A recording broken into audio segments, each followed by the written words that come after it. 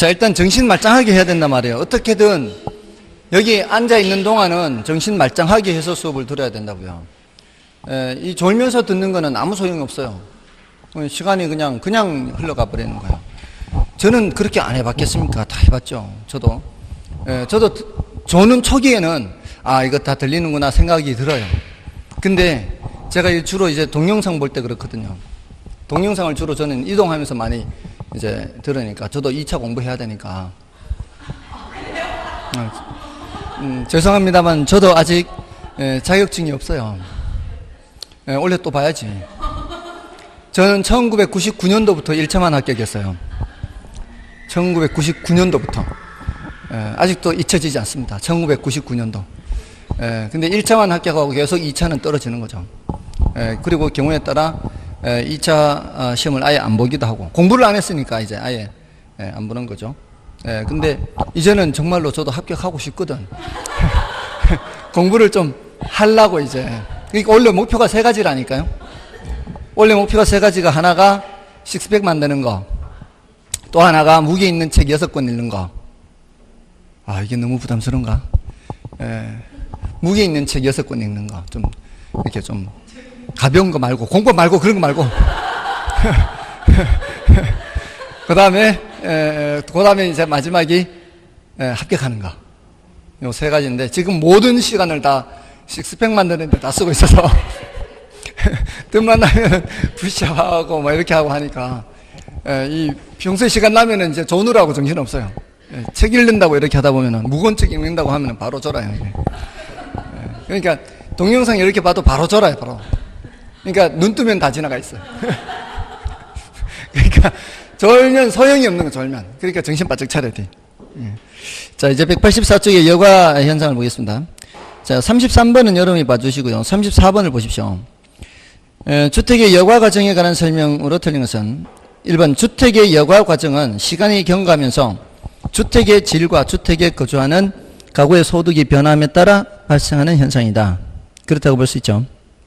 그 다음에 개인은 주어진 소득이라는 제약 조건 하에서 최대의 만족을 얻을 수 있는 주택 서비스를 소비합니다.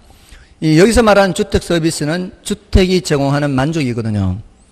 그러면은 똑같은 소득이라 해도요, 사람들마다 소비하는 주택 서비스가 다를 수 있어요. 저 같은 사람은 주택 서비스에 대한 소비는 그렇게 크지 않아도 관계가 없습니다. 어차피 집은 잠만 자고 나오는 것이죠. 저 같은 사람은. 근데 이제 저만 사는 것이 아니고 와이프도 있고 하니까 어느 정도의 주택 서비스가 제공이 돼야 되죠. 그것은 누구든지 자기가 갖고 있는 소득 범위 내에서 가장 만족도가 크도록 그렇게 서비스를 소비하는 거거든요. 그 다음에 주택의 상향 여과는 낙후된 주거지역이 재개발되어 상위 계층이 유입된 경우에 나타날 수 있다. 맞죠? 맞나요? 그 다음에 주택의 하향 여과는 소득 증가로 인해 저가주택 수요가 감소되었을 때 나타난다. 맞나요?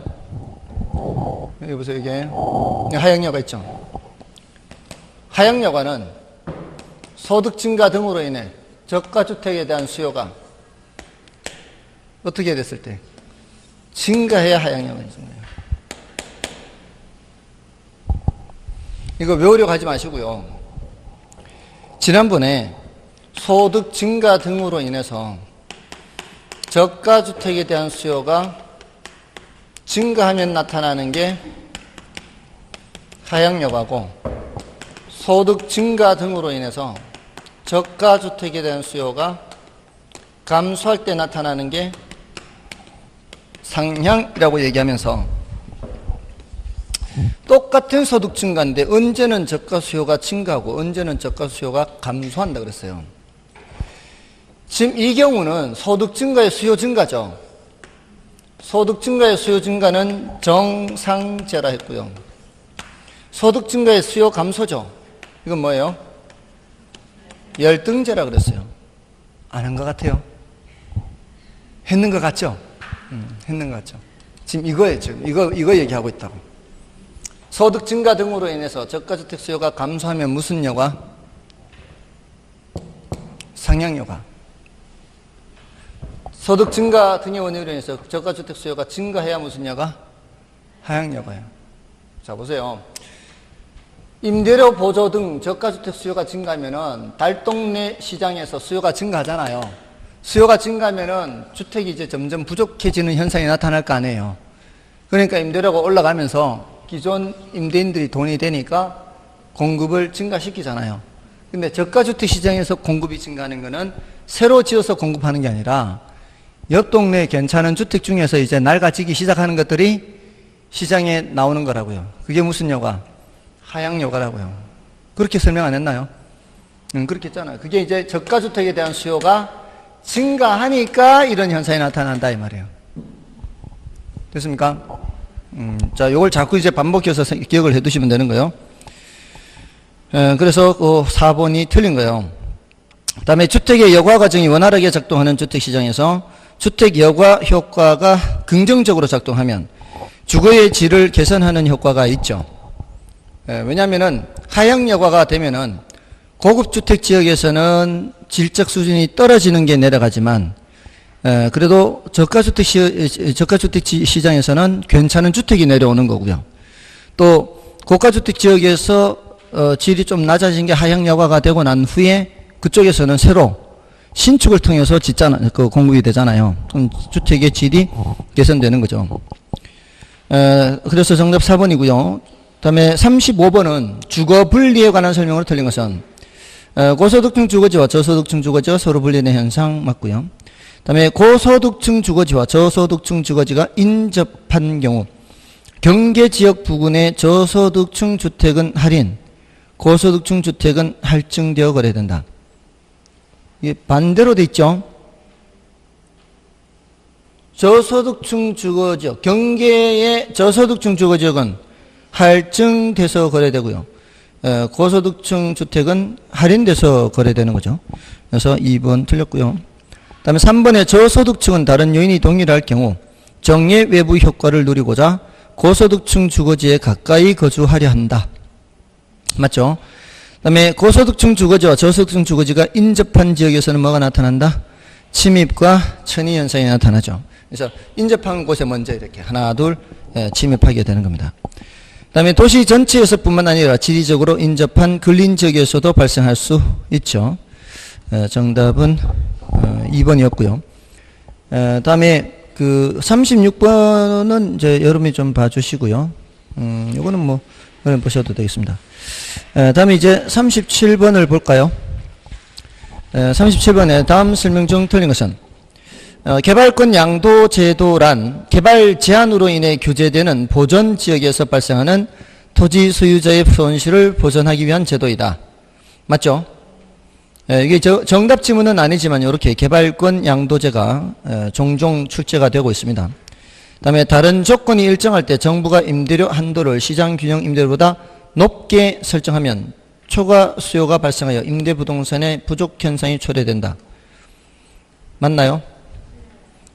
높게 설정하면 아무 효과가 없는 거죠. 그러니까 사실 요 지문은 정답 지문이 지금 임대료 규제이기 때문에 임대료 규제 파트로 분류를 해도 전혀 관계가 없습니다. 다음에 3번에 헨리 조지 보신 적 있죠? 헨리 조지 들어보신 적 있지 않나요? 헨리 조지 안 들어보셨어요?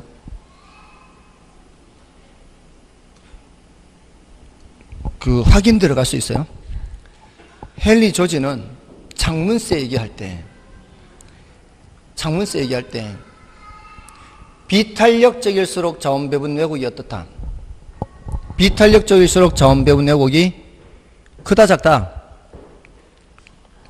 사람들의 행동이 바뀌는 게 적을수록 자원배분 왜곡은 적잖아요.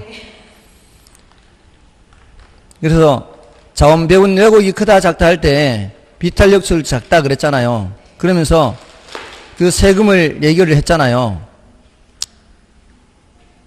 저기 조세 부과의 여러 효과에서 조세 부과의 자원 배분 효과 있잖아요. 안 했나요? 그래서 헨리 조지 안 했네. 헨리 조지 어디 갔나? 여기 어디 헨리 조지가 있을 텐데. 4번에 있죠. 동그라미 4번에 몇 페이지죠? 210쪽인가요? 210쪽에 동그라미 4번에 그래서 헨리 조지는 토지 단일사라는 걸 주장한 그 배경이 뭐예요? 토지 공급 곡선을 수직으로 본 거예요. 토지 공급 곡선을 수직으로 보면 기본소 210쪽이죠. 기본소 210쪽에 동그라미 4번. 거기에 수직으로 보면은 자원배분 왜곡이 있어요, 없어요? 자원배분 왜곡이 없잖아요. 그러니까 다른 종류의 세금을 다 없애버리고 뭐에만 세금 부과하는 거예요?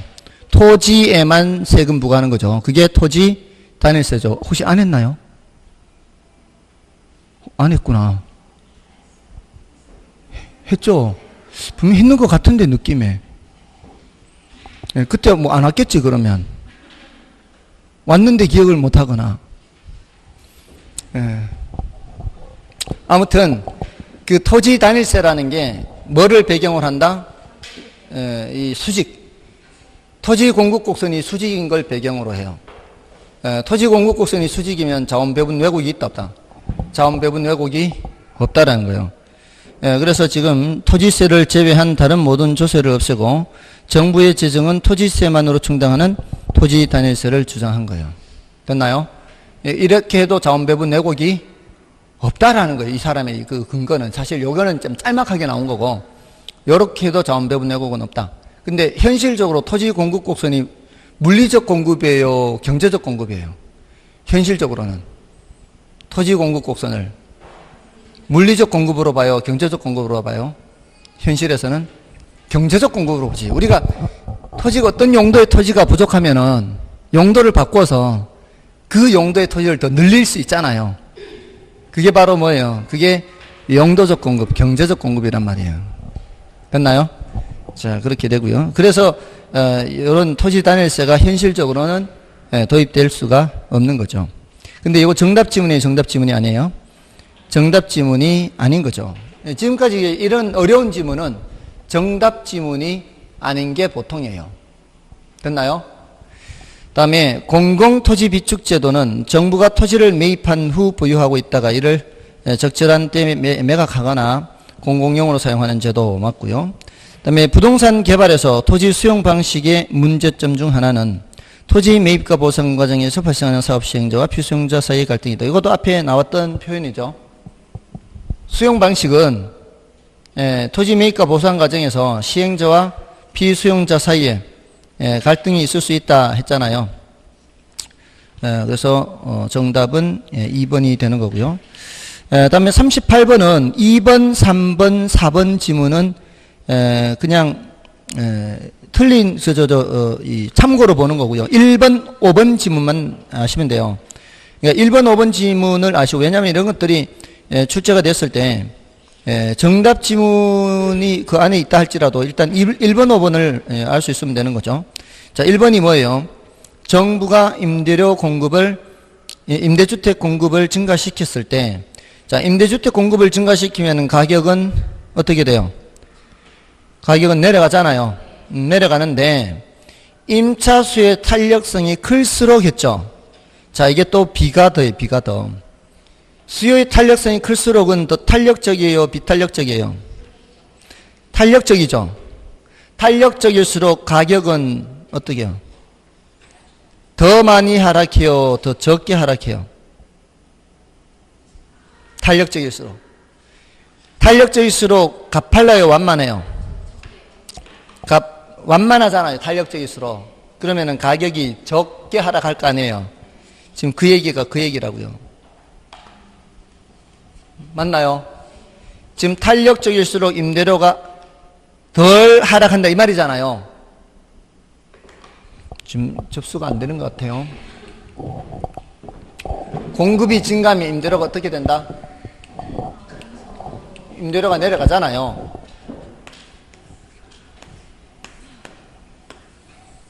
공급이 증가하면 임대주택 공급을 늘리면 임대료가 어떻게 해요? 내려가죠.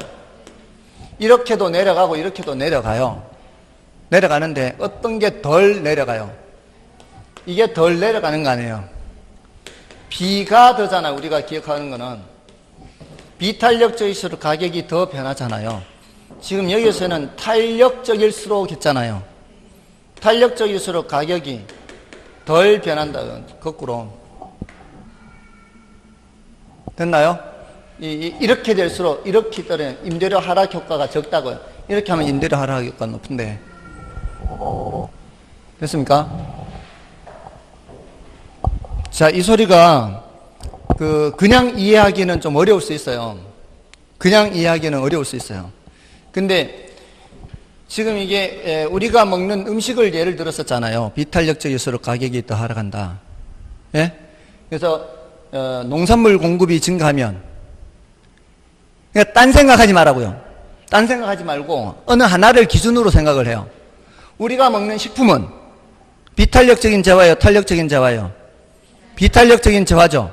그 비탄력적인 재화는 가격이 하락해도 사람들이 많이 사가요, 안 사가요? 가격이 하락해도 많이 안 사간다고요. 사가기는 사가지. 사가기는 사가는데 조금 더 사가기는 사가는데 많이 더 사가요, 조금 더 사가요? 조금 더 사간다고. 많이 더 안 사간다고. 그러니까 막 물량이 남는 현상이 나타나는 거예요. 공급은 많이 증가하는데 사람들이 수량을 늘리긴 늘려요. 이렇게도 늘리고 이렇게도 늘린단 말이에요. 근데 이렇게 늘리는 건 수량을 조금 늘리는 거잖아요. 조금밖에 안 늘리니까 그 공급이 많이 증가, 생산이 많이 된 농산물이 그냥 계속 쌓여가는 거잖아요. 그러니까 대신 가격은 폭락하는 거예요. 사람들이 안 사가니까. 안 사가니까 쌓이니까 가격은 폭락하고 이 소리예요. 됐나요? 근데 그거를 한번 이해를 했잖아요. 아, 사람들이 안 사가니까. 그러니까 줄인다는 게 아니라 공급이 늘으면 가격이 하락하니까 더 사가긴 더 사가는데 조금밖에 더 안 사간단 말이에요.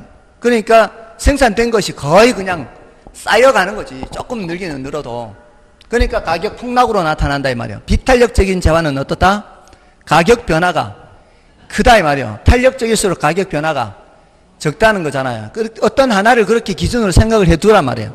근데 그게 꼭 식품에만 적용되는 것이 아니라 어떤 재화에도 똑같이 적용된단 말이에요. 그러면 정부가 임대주택 공급을 늘릴 때 사람들이 늘리더라도 이게 비탄력적이면 그럼 임대료 하락 효과가 큰데 근데 사람들이 이렇게 탄력적으로 반응하면은 임대료 하락 효과가 적다 이거예요. 이게 어떤 것이든 원리가 똑같단 말이에요. 탄력적일수록 가격 변화는 적어진다 이 말이에요. 뭔 뜻이 아시겠어요? 그러니까 어떤 하나 우리가 먹는 식품을 예를 들어서 생각을 해놓고 그게 어떤 재화이든 원리가 똑같다 이 말이에요. 그러니까 그 재화를 반드시 생각하려고 하지 말고 임대료에서는 임대료만 반드시 생각하려고 하지 말고 우리가 먹는 식품을 예를 들어서 비탄력적일수록 가격이 더 변한다. 그럼 탄력적일수록 덜 변한다가 어떤 경우에도 그렇게 적용이 되는 거예요. 지금 이렇게 보면은 보세요. 비가드가 벌써 앞에 수요 공급에서부터 시작해가지고 여기 지금 정책론 중간중간에 아까 시장에서도 나왔죠. 부동산 시장에서도 이렇게 그거 비가드만 따로 떼놓으면은 엄청나게 많이 출제된 거예요. 그러니까 어렵다고요. 어려우니까 저런 게 나오면 미리 딱 준비를 하고 있으라고. 비가드. 그래서 지금 1번은 맞는 말이고요. 다음에 5번은 시장의 균형 임대료보다 낮은 임대료 규제는 임대부동산의 공급 축소와 질적 저하를 가져올 수 있다. 이거는 많이 나왔잖아요. 임대료를 규제하면은 돈이 안 되니까 공급 감소하죠. 그리고 질적으로 떨어지게 되는 거죠. 자, 그렇게 하면 되고요. 다음에 이제 39번은 요거는 1, 2, 3, 4번을 알면 돼요. 5번은 별로 중요한 지문은 아니에요. 아시겠죠? 이거는 뭐 별로 중요한 지문은 아닌데 이게 외부 재원의 지원 없이 자체 자금으로 건설하는 것은 아니죠. 한국토지주택공사 임대주택 지을 때. 그래서 이게 틀린 지문은 5번 지문인데 다른 지문들을 보시면 되는 거예요. 그건 이제 여러분이 봐주시면 되겠고요. 40번은 별로 중요하지 않은 그런 문제예요. 그러니까 이거는 참고로 하시면 40번, 41번, 42번 전부 다예요.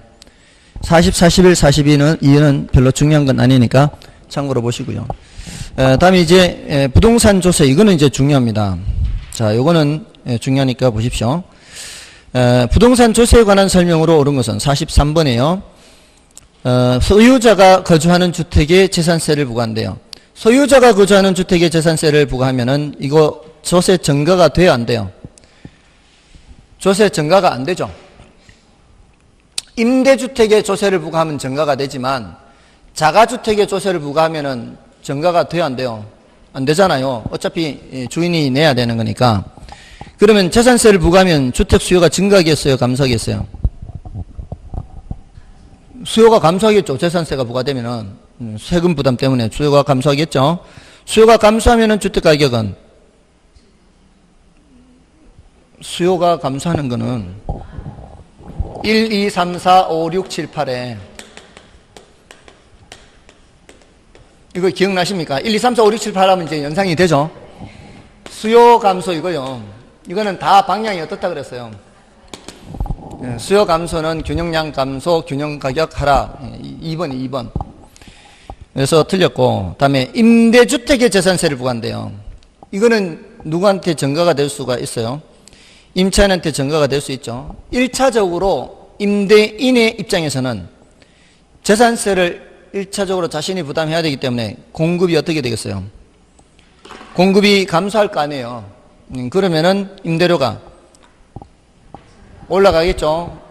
공급이 감소하면은 요거는 이제 거래량은 줄지만 가격은 이제 임대료는 올라가죠. 그래서 임대료 올라가는 만큼 결국 전가가 되는 거예요.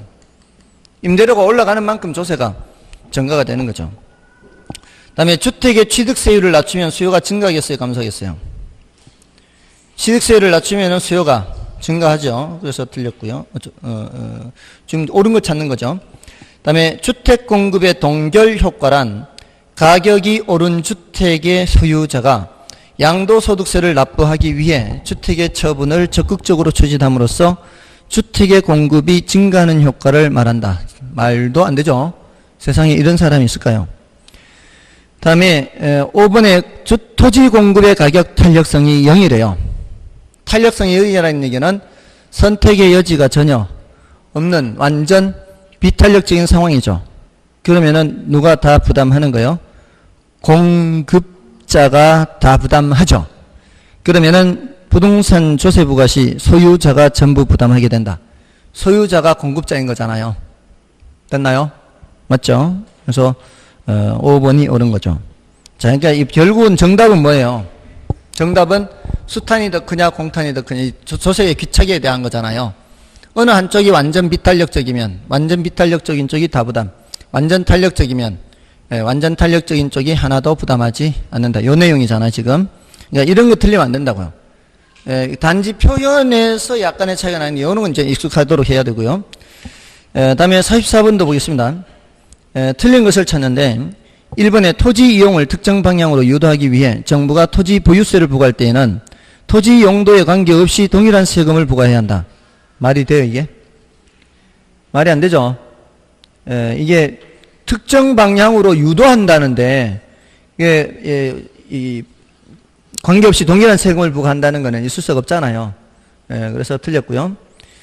다음에 이번에 임대주택의 재산세가 중과되면 증가된 세금은 장기적으로 임차인에게 전가될 수 있다. 그렇죠? 세금은 결국 이제 전가될 수가 있고요. 다음에 주택의 보유세 감면은 자가 소유를 촉진할 수 있다. 그렇죠? 다음에 주택의 취득세율을 낮추면 요거는 43번의 3번 지문을 반대로 얘기하고 있죠. 그러니까 낮추면은 똑같은데 하나는 정답 지문, 하나는 옳은 지문, 하나는 틀린 지문. 지금 4번에 옳은 지문으로 하고 있잖아요. 그 위에 3번은 틀린 지문을 하고 있고. 다음에 공공임대주택의 공급이 확대됩니다. 그러면은 임차인들의 선택의 여지가 많아지죠. 그럼 탄력성이 커지죠. 탄력성이 크다, 선택의 여지가 많다. 이렇게 번역하라 그랬잖아요.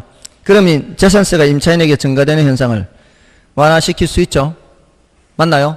그렇게 번역하라고요. 번역. 그러니까 임대주택이 많이 공급된다. 그러면 임차인의 선택의 여지가 많아진다. 선택의 여지가 많아지는 것은 탄력성이 커지는 거다. 탄력성이 커질수록 조세 부담은 적어진다. 됐나요? 이런 훈련들을 자꾸 하시면 이제 나중 되면은 그렇게 번역을 안 해도 자연스럽게 와닿게 되어 있습니다. 다음에 45번도 보시고요. 부동산 조세에 관한 설명으로 틀린 것은 1번 부동산 취득 단계에서 부과되는 조세로는 취득세, 인지세 등이 있다. 그렇다고 볼 수 있죠. 취득세, 인지세. 다음에 헨리 조지는 토지에서 발생하는 지대 수입을 100% 징수할 경우 토지세 수입만으로 재정을 충당할 수 있기 때문에 토지세 이외의 모든 조세는 절표적으로 이게 토지 단위세잖아요. 또 나왔잖아요. 이 두 번뿐만이 아니거든요. 여러 번 나왔는데 전부 다 정답 지문은 아니에요.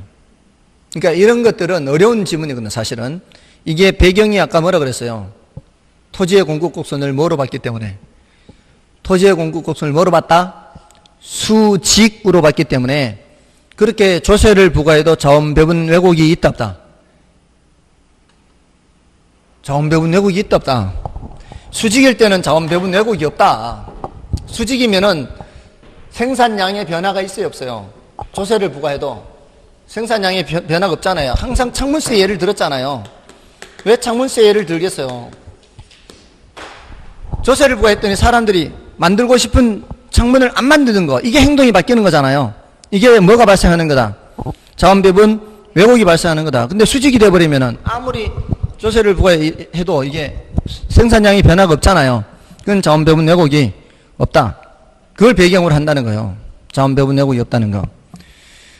다음에 3번에 집가 상승에 대한 기대가 퍼져 있는 상황에서 양도소득세가 중과되어 동결 효과가 발생하면 집가가 하락합니까? 상승합니까? 동결 효과, 공급이 줄어들잖아요. 공급이 줄어들면은 가격은 올라가게 되는 거죠. 다음에 조세 전가란 납세 의무자에게 부담된 조세가 납세 의무자의 부담이 되지 않고 다른 사람에게 이전되는 것을 말한다. 그죠? 그래서 최종적으로 누가 얼마만큼 부담하느냐의 문제가 조세 귀착의 문제라고 했고요. 그 다음에 부동산 세금은 정부나 지방자치단체가 필요한 재원을 조달하거나 분배의 불공평성을 개선하기 위해 부과하기도 하죠. 분배의 불공평성을 개선하는 것은 이제 소득 재분배 측면에 해당하는 거고요. 필요한 재원을 조달하는 것은 이게 이제 이 재정 충당의 이제 목적으로 하는 거죠. 다음에 46번을 보겠습니다. 부동산 조세에 관한 설명을 틀린 것은 1번 소형 주택 공급 확대, 호화 주택 건축 억제 등과 같은 주택 문제 해결 수단의 기능을 갖는다. 그렇죠? 소형 주택에는 세금을 적게 매기고 호화 주택에는 세금을 많이 매기죠. 지금 현재 그렇게 하고 있죠. 다음에 부동산 조세는 부동산 자원을 재분배하는 도구로 쓰인다. 뭐 조세는 자원을 배분하거나 소득 재분배나 뭐 이런 여러 가지 측면에서 부과하고 있죠. 또 양도소득세 동결 효과 나왔습니다.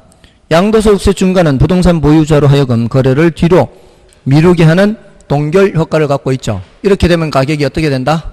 가격이 상승한다. 자, 됐고요. 다음에 조세 부과는 수요자와 공급자 모두에게 세금을 부담하게 하나 상대적으로 가격 탄력성이 낮은 쪽이 뭐예요? 낮은 쪽. 비탄력적인 쪽이죠. 비탄력적인 쪽이 더 많이 세금을 부담하죠. 맞죠? 다 맞아요. 자, 근데 요거는 5번 지문이 예외적인 경우가 정답 지문이 됐어요. 절세는 합법적으로 세금을 줄이려는 행위며 조세 회피와 탈세는 불법적으로 세금을 줄이는 행위다. 이게 예외적이 틀렸어요. 이런 지문이 보통 정답 지문이 되는 경우가 많지 않거든요. 근데 예외적으로 이렇게 출제가 됐는데 앞부분은 맞아요. 절세는 합법적으로 세금을 줄이는 것 같습니다. 우리 절세 전략이다 하잖아요. 근데 조세 회피와 탈세 모두가 불법은 아니에요. 탈세는 불법인데 조세 회피는 불법이라고 하기는 좀 그래요. 조세 회피는 도덕적 비난은 받을 수 있어요. 근데 불법은 아니에요. 근데 이걸 결혼시험에서 이런 걸 물으면 좀 곤란하죠, 사실은. 부동산학개론에서 죄송합니다. 이상한 얘기 해가지고 부동산학개론에서 이런 거를 질문하는 건 좀 문제가 있어요. 왜냐하면은 조세회피가 뭔가 하면은 이 법을 만들다 보면은 이게 완벽하지가 못하잖아요. 사람이 하다 보면 빈틈이 생길 수 있잖아요. 근데 그 법적 지식 또는 세무 지식을 동원해서 그 빈틈으로 빠져나가는 거를 조세회피라 그래요. 그러니까 이런 거를 주로 누가 하겠어요? 대기업.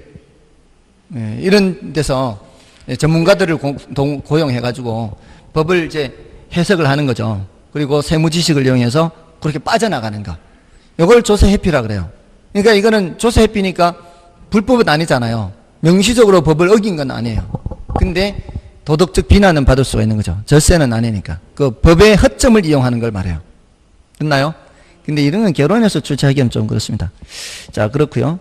다음에 47번은 세법 문제죠. 47번 세법 문제. 이것도 황당한 거예요, 사실은. 그죠? 국세가 뭐예요, 국세가? 거기 국세가 뭐뭐 있어요? 종부세, 양도소득세, 상속세. 이게 국세죠. 보유과세가 뭐예요? 재산세, 종부세. 이게 보유과세죠.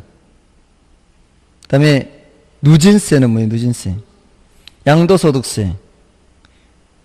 다 해당하는 건 종합부동산세죠. 종부세도 누진세죠.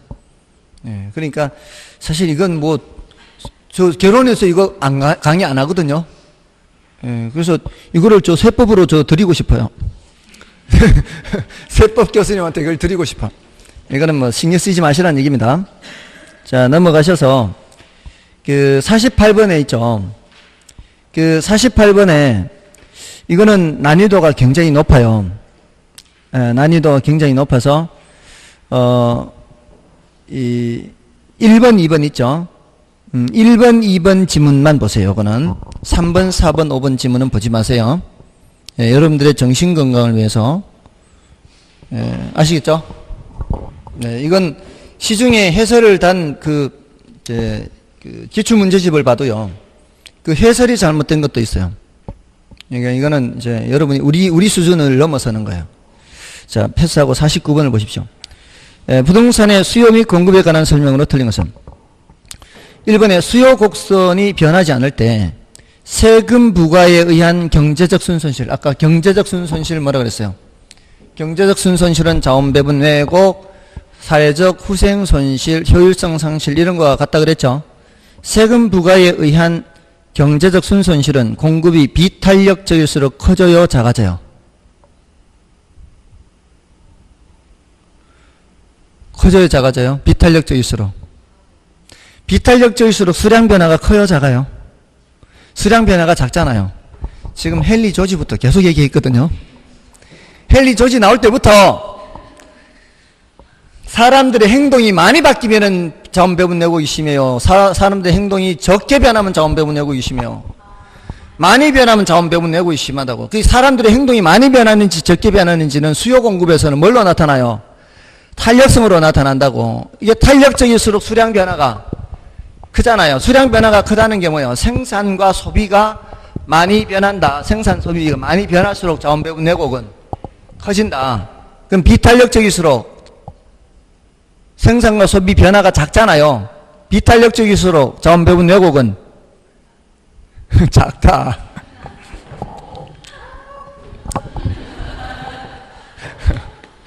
창문세를 매기니까 창문을 사람들이 많이 만들어요, 안 만들어요? 안 만들잖아요. 창문세를 매겼는데도 옛날처럼 똑같이 창문을 만들면은 그는 자원 배분 왜곡이 있어요, 없어요? 그러면 왜곡이 없다고. 창문세를 매겼는데도 사람들의 행동에 변화가 없어. 예전처럼 창문을 만들어. 이러면 자원 배분 왜곡이 없어요. 창문 만드는 쪽으로 계속해서 자원이 간다고. 근데 창문세를 매기니까 사람들이 창문을 안 만들어. 만들고 싶어, 안 만들고 싶어? 만들고 싶은데도 세금 때문에 안 만든다고. 그 자원 배분이 창문 만드는 쪽으로도 가야 되는데 안 간단 말이에요. 그렇게 행동이 변한다고. 그 수량이 변한다고. 그 수량이 변하는 게 뭐가 발생하는 거다?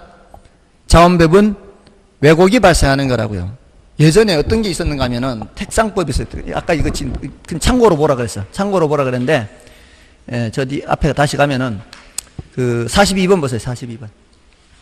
41번, 42번에 다 있어요. 41번, 42번에, 41번에 4번 지문에 뭐라고 돼 있어요?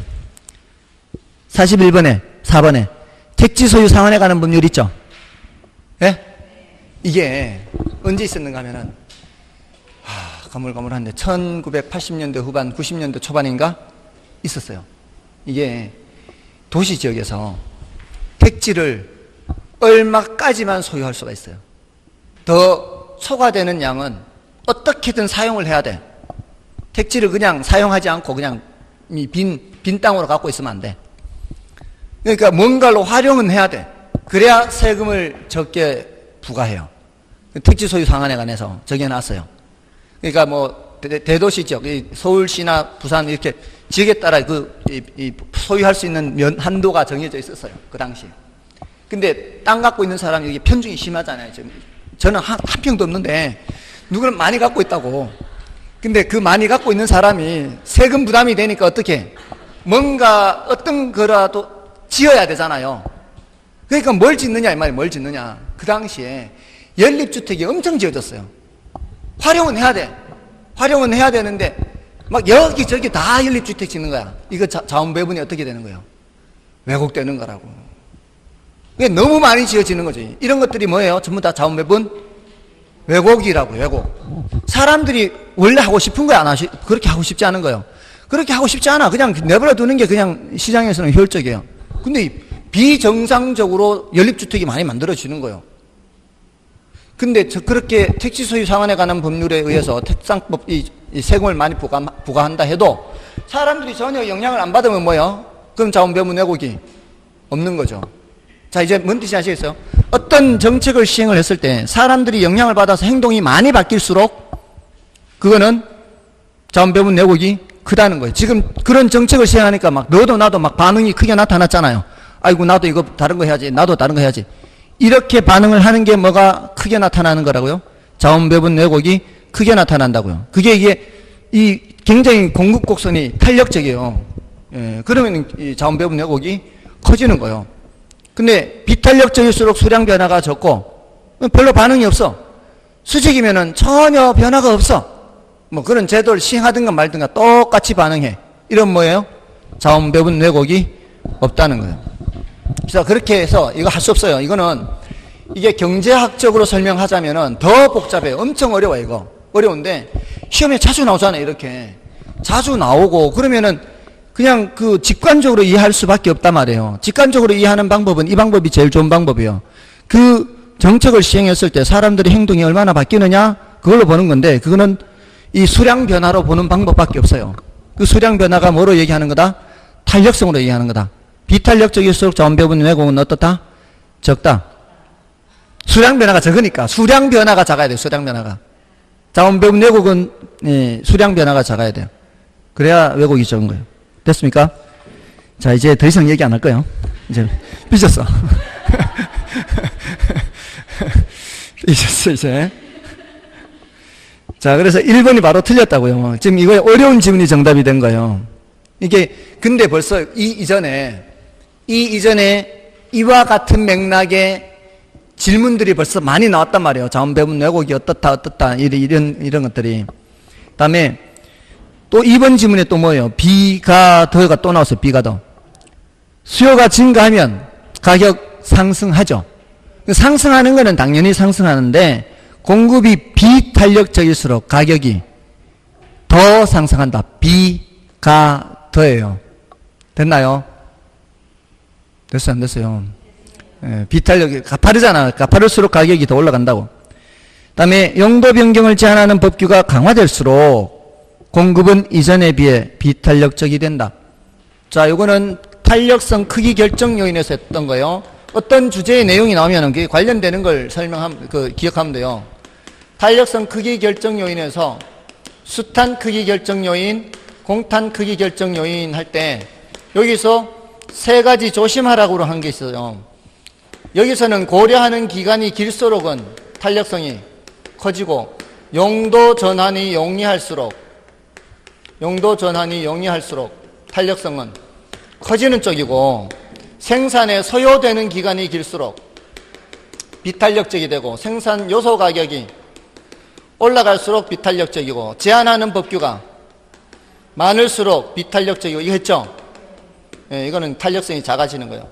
그러니까 어떤 주제의 내용들이 딱딱딱 정리가 돼 있으면 되는 거예요. 그러면 이게 보세요. 뭐 여기도 출제됐다, 저기도 출제됐다, 비가다가 저 앞에도 나왔다가 여기 중간중간에 이렇게 나오니까 그 각각의 주제들이 비가더는 비가더 또는 탄력성 크기 결정형 탄력성 크기 이런 주제별로 정리가 돼 있어야 확실하게 어디서 나오더라도 바로 머릿속에 떠올려서 얘기를 할 수 있는 거죠.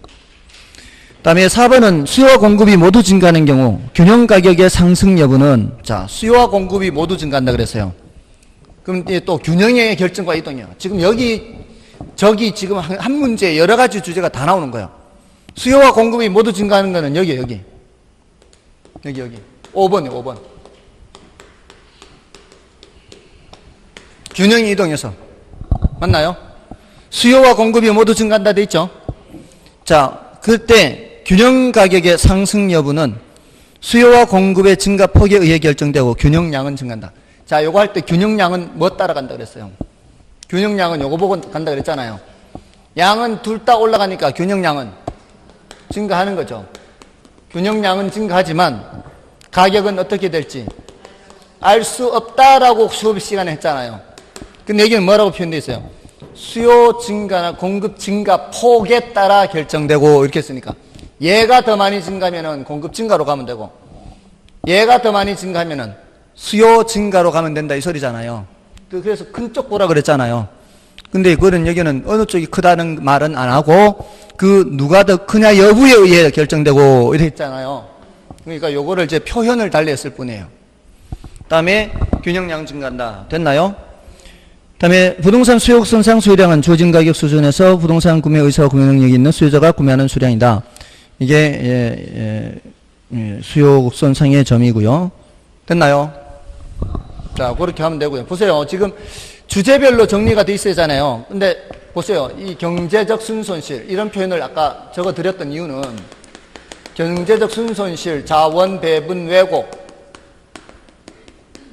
이런 표현들은 또는 사회적 후생 손실 이런 표현들은 비탄력적일수록 어떠하다?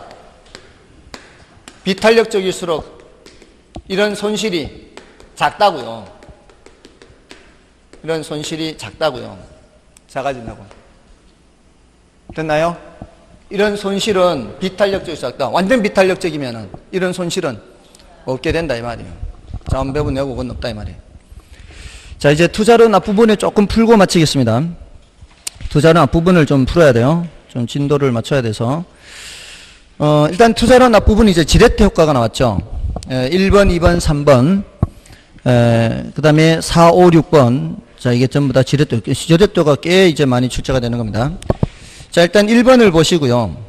1번은 지렛대 효과가 아니죠, 참. 1번은 이제 부동산 투자에 관한 내용인데, 1번에 틀린 거 찾는데요. 부동산은 실물 자산의 특성과 토지 영속성으로 인해 가치 보존력이 양호한 편이다.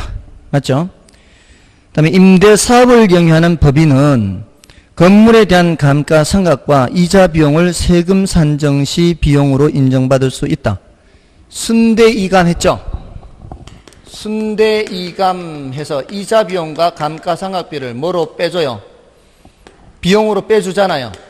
이게 절세 효과에서도 했었죠. 절세 효과에서 이자 비용과 감가상각비를 뭘로 인정해준다? 비용으로 인정해준다. 자, 이런 거를 이제 기억을 해야 되죠. 이런 게 나오면은 그냥 지문을 보는 게 아니라, 아, 순대이감에 있구나. 순대이감에 있는 내용을 생각하면 되는 거죠. 이자 비용과 감가상각비를 뺀다. 요거는 우리 기본서에서는 절세 효과에서 나와요. 그래서 절세 효과에서 설명할 때 뒤에 순대이감까지 갔었어요. 다음에 3번에 부동산 투자자는 저당권과 전세제도 등을 통해 레버리지를 활용할 수 있다. 이거는 저당이나 전세제도, 남의 돈을 사용하는 거죠. 맞고요. 부동산 가격이 물가 상승률과 연동하여 상승하는 기간에는 인플레이션을 방어하는 효과가 있다. 이거는 인플레 해지 효과를 말하죠. 맞고요. 부동산은 주식 등 금융상품에 비해서 단기간에 현금화할 수 있는 가능성이 높다. 이건 말도 안 되죠. 예, 정답, 이런 거는 너무 쉬운 지문이 정답이 되기 때문에 이거는 너무 간단하고요. 그 다음에, 자, 2번은 레버리지 효과예요. 1번에 레버리지 효과란 타인 자본을 이용할 경우 부채 비율의 증감이 자기 자본 수익률에 미치는 효과를 말한다. 맞나요? 이거죠, 이거. 이렇게. 타인 자본 사용하는 게 자기 자본 수익률에 어떻게 미치느냐, 이거잖아요. 이거는 정예 레버리지, 이거는 부의 레버리지죠. 정예 레버리지 효과는 총 자본 수익률이 저당 수익률보다 높을 때 발생한다. 맞나요? 총 자본 수익률이 여기잖아요. 지분 수익률이 여기죠. 저당 수익률 또는 지분 수익률이 여기죠. 저당 수익률, 이자율은 여기란 말이에요. 저당 수익률보다 뭐가 높아야? 총 자본 수익률이 높아야 뭐가 나타나는 거예요? 정의 레버리지. 여기가 저당 수익률보다 총 자본 수익률이 낮으면 무슨 레버리지? 부의 레버리지죠. 그래서 2번 맞고요. 중립적 레버리지란 부채 비율이 변화해도 자기 자본 수익률은 변하지 않는 경우다. 중립적 레버리지는 이거죠. 아무리 남의 돈을 사용해도 자기 자본 수익률은 변화가 있다 없다? 변화가 없다. 이게 중립적 레버리지가 되는 거죠. 그 다음에 부의 레버리지 효과란 부채 비율이 커질수록 자기 자본 수익률이 하락하는 것이다. 이거잖아요. 부의 레버리지는. 남의 돈을 많이 사용할수록 자기 자본 수익률은 점점 내려가고 있죠. 그 다음에 정의 레버리지 효과를 예상하고 투자했을 때 부채 비율이 커질수록 경기 변동이나 금리 변동에 따른 투자 위험이 감소한다. 틀렸죠? 남의 돈을 사용하는 것은 위험 부담을 안고 가는 거죠. 그래서 틀렸습니다.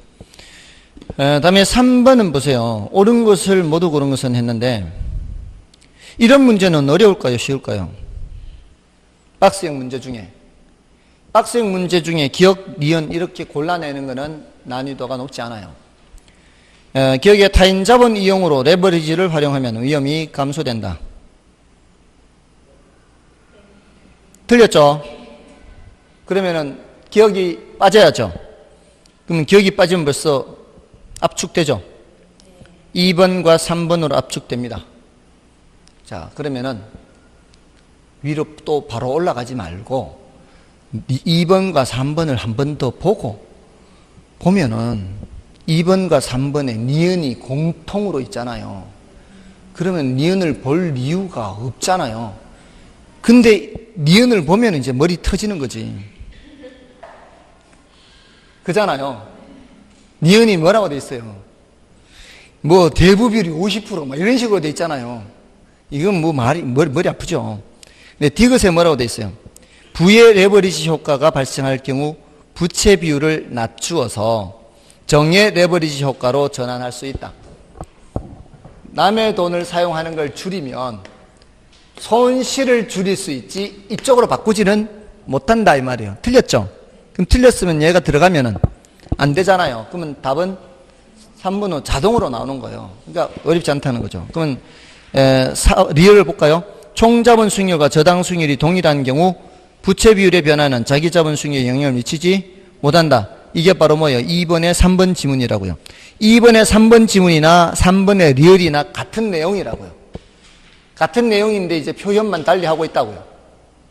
그러면 니은만 보면 되잖아요. 니은. 대부 비율이 50%라고 돼 있죠? 네? 대부 비율이 뭐라 그랬죠? 대부 비율이 대부 비율이 50%인 건 저도 봤거든요, 지금.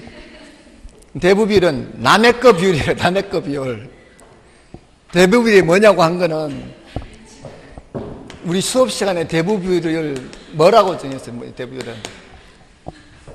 대부 비율은 남의 거 비율이라 했잖아요, 남의 거 비율. 이거하고 구별되는 게 뭐라 그랬어요? 부채 비율. 요거 카드 만들라고 했죠? 왜 그래야 되겠어요? 이 딱 나오는 순간 머릿속에 뭐가 떠올라야 돼요? 아, 이거 남의 거 비율이다. 이게 머릿속에 떠올라있어요. 전체 중에서 이 말이죠. 전체 중에서 남의 게 50%라면 내 거도 몇 프로다? 50%다. 이게 이제 자동으로 나오는 거예요. 자, 그러면은 부채 비율은 이 말이 부채 비율은 몇 프로예요? 부채 비율은 내 거분의 남의 거. 이거 오늘 부동산 투자 해석법 할 때도 했어요. 부채 비율을 타인 자본은 자기 자본의 2배까지 허용된다. 원칙. 예외적으로 10배 했단 말이에요. 타인 자본은 남의 거는 내 거에 2배까지 해서 그게 부동산 투자 해석법에서 했는데 이건 1이잖아. 1. 50분의 50이니까 부채 비율은 1. 몇 프로? 100%란 말이에요. 이 소리가 뭔 소리예요? 이게 100%란 얘기는 요 길이 한 칸만큼 올라간다 이 소리예요. 지렛대 효과에서 사용하는 개념이 부채 비율이에요. 얘는 등장하는 위치가 달라요. 부채 비율과 대부 비율은. 이거는 대출 받을 때 몇 프로 대출 받는다 뭐 이런 때 쓰지만 얘는 지렛대 효과에서 요 길이에 한 칸만큼 올라간다 이 뜻이에요. 근데 요 저당 수익률이 몇 프로라고 돼 있어요? 저당 수익률이 8%라고 돼 있죠. 총 자본 수익률은 아까 요거, 여기가 총자본 수익률, 여기가 저당수익, 여기가 8%, 여기가 몇 프로? 10%. 그럼 요 길이 한 칸만큼 올라가면 여기는 8과 10 요 거리. 8과 10 요 거리가 2잖아, 2. 한 칸 올라가면 몇 프로? 12%가 된다, 이 말이에요. 8, 10, 12 이렇게. 요 한 칸만큼 올라간다, 한 칸. 됐나요? 맞아, 안 해요. 남의 돈 빌리는 게 8%로 빌리잖아요. 내 돈, 남의 돈 합쳐서 내 돈이 1억이라면 남의 돈도 1억이란 말이에요. 그럼 2억이 10%를 버는 거예요. 총자본 수익률이 10%. 내 돈도 10% 벌고 남의 돈도 10% 번다고요. 총자본이니까. 근데 남의 돈 빌린 거는 몇 프로만 주면 돼? 남의 돈 빌린 거는 8%만 주면 되잖아요. 요 10% 중에 8%만 주고 남는 2%는 내가 가져온다고. 그럼 그 한 칸만큼 내가 이제 올라간다 이 말이에요. 그러니까 12% 된다고. 남의 돈을 2배 쓰면은 한 개 더 써. 남의 돈 한 개 더. 이건 자기 자본, 타인 자본, 타인 자본. 그러면 요 돈도 10% 벌 거 아니에요. 요 돈도 몇 프로만 이자 주면 돼. 8% 주고 남는 2%는 또 나한테 오는 거야. 그럼 몇 프로? 14%. 뭔 뜻인지 아시겠어요? 남의 돈은 내 돈에 몇 배 쓰느냐만큼 올라간단 말이에요. 이게 8%, 10%면은 여기가 12%, 14%, 16%, 2%포인트씩 이렇게 올라간다고요. 이거 지렛대 효과 할 때 안 했나, 이렇게? 이렇게 했는 것 같은데? 한 칸, 한 칸 이렇게 올라가는 거. 그때 써먹는 게 무슨 비율이다? 부채 비율이다. 그러니까 부채 비율은 지렛대 효과에서 그거 써먹을 때 쓰는 표현이고, 대부 비율은 그냥 남의 돈 이제 대출 받을 때, LTV잖아, LTV. 됐나요? 이런 수업 한 번만 더 하면 훨씬 나을 것 같다. 그죠? 한 번만 더 하면. 고맙습니다. 예? 자, 아무튼 근데 뭐 아직도 뭐 문제 풀이할 기회는 더 많으니까요. 이런 수업 앞으로도 계속 할 거예요. 예. 지금 그 혹시 다른 사람 눈총 받을 수도 있어요. 예, 괜히 그렇게 얘기했다가. 예, 아무튼 니은은 어려워요. 어려운데 근데 한편으로는 더 쉬울 수 있어요. 이렇게 하는 것이. 예, 남의 돈이 내 돈의 몇 배인지만 알면 되니까. 됐나요? 자, 넘어가시면 이제 계산이 있잖아요. 4번, 5번, 6번 계산이 있는데 5번은 난이도가 높아요. 5번은 난이도가 높으니까 요거는 너무 신경 쓰지 마시고요. 아시겠죠? 4번과 6번을 푸시는데 4번은 제가 풀어 볼게요. 6번은 이제 여러분이 풀어 보십시오. 5번은 패스하고요. 자, 4번에 뭘 묻고 있어요? 1년간 자기자본 수익률을 묻고 있죠. 자, 그러면 자기자본 수익률은 어떻게 계산하지? 라는 게 머릿속에 또 올라야 될 거 아니에요. 자기자본 수익률이 무슨 수익률? 지분 수익률 이렇게 하잖아요. 자기자본 수익률. 그러면 수익률이라는 건 항상 투자액이 나와야 되고 수익이 나와야 되잖아요. 그럼 여기에 분모에 무슨 투자액이 나와야 돼요? 자기자본 투자액이 나와야 되잖아요. 이런 거 보면 그냥 숨이 콱 막히고 그냥 앞이 팍 캄캄해지죠. 이렇게 하지 말고 지분 수익률이 뭐지? 지분 투자액 분의 지분 수익 하면 되잖아요. 수익률이라는 개념 자체가 투자액 분의 수익 아니에요. 그럼 지분 수익률이면 자기자본 수익률이니까 내 돈으로 투자해서 내가 얼마 벌었냐 이 소리잖아요. 그럼 분모에 뭐가 와야 된다고요? 내 돈이 와야 됩니다. 내 돈. 총자본 수익률은 총투자액이 와야 되고 그러면 분자에는 뭐요? 지분 수익, 내 수익이라면 내 수익. 그 소리는 전체 수익이 다 내 것이 아니고 전체 수익에서 뭐를 빼야 된다?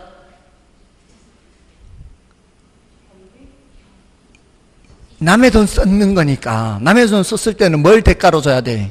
이자. 그거는 내 거 아니라 전체 수익에서 이자만큼은 빼야 된다고. 됐나요? 부동산이 번 전체 수익이 있을 거 아니에요. 그 전체 수익에서 뭘 뺀다고요? 이건 내 거 아니지. 이자만큼은 남의 돈 썼는 대가로 줘야 되니까. 근데 부동산이 벌어들인 수익이 뭐도 있고 뭐도 있다 그랬어요. 임대료 수입, 소득이득도 있고 자본이득도 있잖아요. 항상 부동산에 투자하면은 두 가지. 그러고 보니까 오늘 오전에 복습할 때도 했는데 부동산이 벌어들이는 건 항상 자본이득, 소득이득 이게 전체 소유 수익인데 거기서 뭐를 빼야 된다? 이자를 빼야 된다. 이것이에요. 이거 총자본 수익률 하면 어떻게 하면 돼요? 분모에는 뭐가 들어가야 되고 총자본 수익률이 가야 돼. 총자본이 총투자에 가야 되고 분자에는 이거 들어간다. 이거 전부 다. 이거 뺀 것만 지분 수익이잖아. 이게 전체 수익인데 뭔 뜻인지 아시겠어요? 총자본 수익률은 어떻게 한다 공식이? 총자본 수익률. 이건 여러분들이 계산 문제에 전혀 관심이 없어서 그런 거예요. 조금만 생각하면은 아니 총자본 수익률이면 투자액 무슨 투자액? 총투자액이고 그리고 총투자액이 벌어들인 모든 수익이 뭐가 있어요? 소득이득도 있고 뭐도 있고 자본이득도 있고 꼭 먹고 알 먹고 부동산이 벌어들인 게 임대료 수입에서 번 것도 있고 시세 차익에서 번 것도 있잖아요. 이게 부동산이 벌어들인 전부 다란 말이에요. 됐나요? 근데 지분 수익률하고 차이점이 뭐예요? 이제는 내 돈으로만 투자된 거 계산하는 거 아니에요. 그러니까 총 투자액 자리에 무슨 투자액 들어가고 지분 투자액 들어가는 거잖아요. 요 차이가 남의 돈 쓴 거 차이잖아요. 남의 돈 쓴 거 차이만큼 여기 남의 돈한테 주는 이자를 빼야 되는 거지. 여기 남의 돈이 빠진 만큼 거기에 대한 대가인 이자도 빠져야 되지. 투자액에서 빠지니까 수익에서도 빠져야 되는 거죠. 됐나요? 그러면은 이게 공식이 외우는 거 아니에요. 이게 그 단어를 보고 미루어 짐작하면은 아 이렇게 돼 있구나 이걸 생각할 수 있단 말이에요. 그럼 지분 투자액이 이제 오늘 찾아서 이제 쓰기만 하면 돼. 지분 투자액이 얼마요? 내 돈이 한숨은 좀 이따 쉬고 자기 자본 1억이고 소득이득이 무슨 이득이? 임대료 수입이잖아요. 임대료 수입이 얼마? 2천만 원 맞나요? 이게 순영업 소득이잖아. 순영업 소득. 근데 부동산 가격 상승률이 몇 프로? 0%. 자본이득 있어요 없어요? 그건 이거 0이에요 0. 그러니까 어떤 문제에서는 다 주는데 이 문제에서는 이걸 줬어요 안 줬어요? 이 문제에서는 안 줬죠. 어떤 문제에서는 얘가 아예 언급 자체가 없어요. 언급 자체가 없으면 어떻게 하면 돼요? 아 얘는 가격은 안 변했나 보다 하고 그냥 얘만 하면 돼요. 아시겠어요? 원칙은 항상 뭔데? 항상 이 두 가지인데 아예 언급 없는 문제는 이거 신경 안 쓰면 된다고. 그 다음에 이자를 빼야 되죠. 얼마 빌렸어요? 2억을 빌렸는데 몇 프로로 빌렸어요? 6%면 0.06이죠. 0.6이 아니고 0.6이면 60%고 그럼 1억 분의 2천에서 빼기 2억에 1200만 원 그럼 빼면은 몇 백만 원? 800만 원 1억에 800원 1억에 800이니까 이제 여기까지 오면 암산도 다 돼요. 됐나요? 지금 다른 데보다 진도가 많이 늦었어요. 다른 데보다 진도 많이 늦었어요. 다른 데도 지금 매일 오후 지금 수업하고 있어요. 이렇게 기출문제. 여기가 지금 진도가 제일 느려 지금.